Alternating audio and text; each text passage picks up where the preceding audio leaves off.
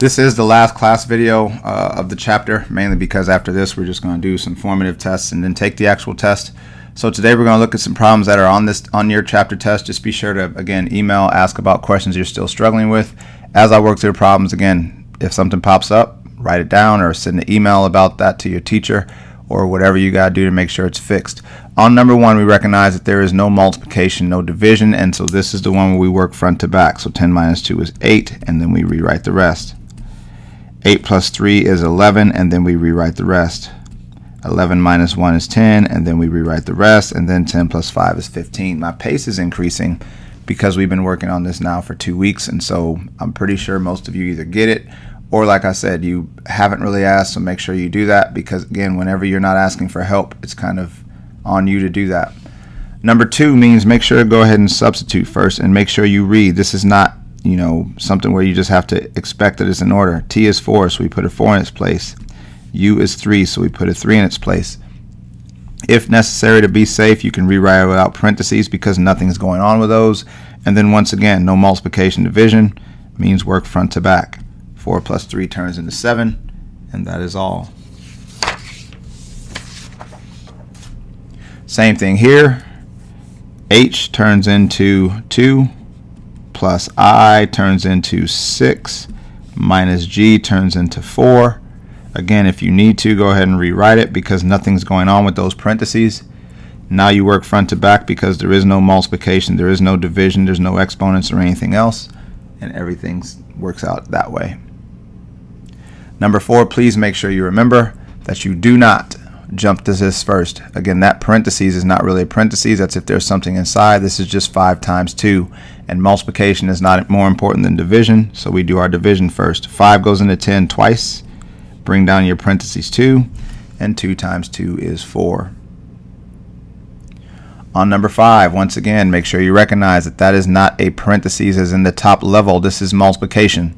So you deal with the first VIP in line, which is your division, because remember, multiplication and division are on the same level. And so you treat them as if they are on the same level. Now you rewrite your 10, you rewrite your minus. 4 divided by 2 turns into 2.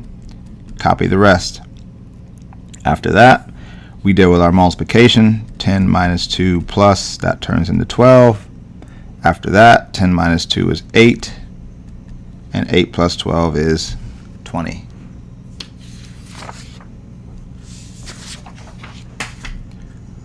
On this problem, again, substituting and making sure we use parentheses because if you don't, you'll get that confused. 5 parentheses 2 plus parentheses 4. When you do that, multiplication, addition, the multiplication goes first. 5 times 2 is 10. 10 plus 4, 14. I hope you're recognizing that this test is not nearly as bad as what you might think it is. There might be some things on it you don't know. But remember, the only way you fail a test is to not know a lot. So if you're understanding at least the main things of what's going on, you should be okay. Just do your best on what you know and go from there. In this case, B turns into 15 minus C is 4, D is 2. This is 15 minus 4 times 2. Multiplication is stronger. So rewrite your 15 and your minus. 4 times 2 turns into 8.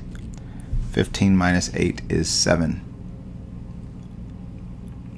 When you see this question, remember that it means 3 times 3 times 3 times 3.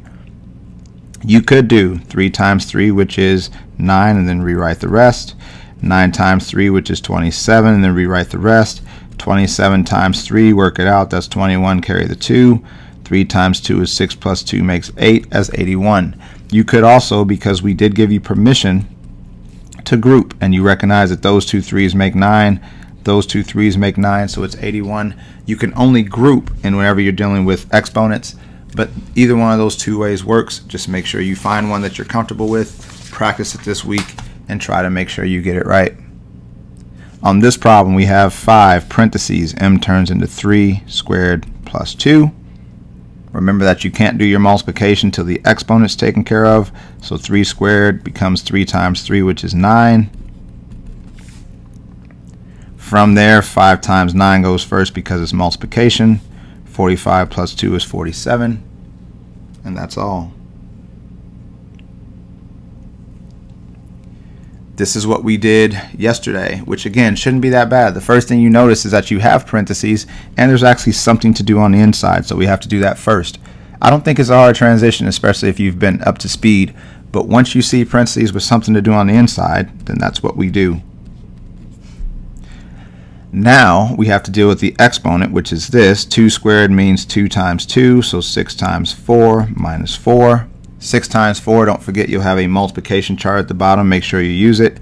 Is 24 minus 4, and then 24 minus 4 is 20.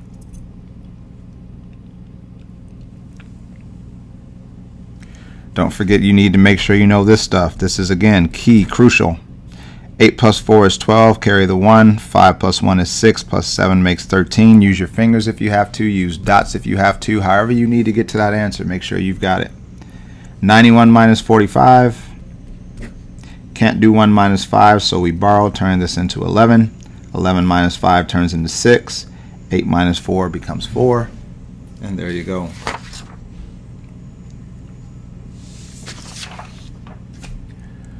Don't forget, again, whenever you're combining integers, which is what we call these positives and negatives, that if the signs are the same, we add. If the signs are different, we subtract. 7 and 2 are both positive, so we add to get 9. 7's bigger, so the positives win.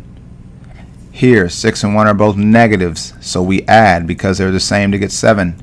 6 is bigger, negatives win. Negative 4, positive 8 are different, so we subtract. 8 minus 4, always bigger minus smaller. The 8 is bigger, so the positives win. Negative 6 and positive 2 are different, so we subtract. Bigger minus smaller, which is 4. The 6 is bigger, so the negatives win.